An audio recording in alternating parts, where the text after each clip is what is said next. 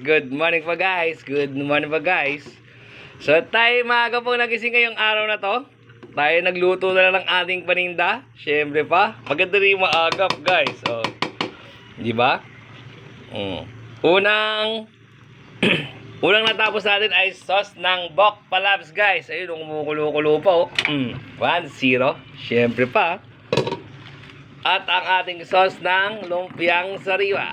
Ayos, guys. So, kung mga nagising ngayong araw na to, guys, kaya ako nagluto na lang. 2-0.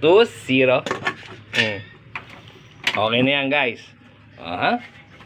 So, okay na rin to, guys. Ito ay, hindi pa pwedeng takpan tong mga to kasi bagong luto yan. Diba? So, good morning po. Good morning po.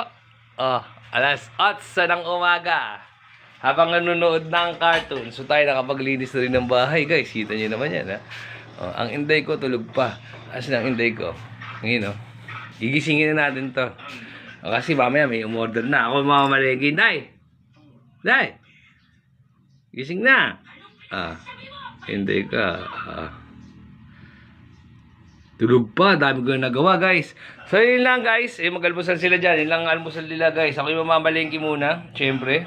Bibili tayo ng mga ibang kulang pa.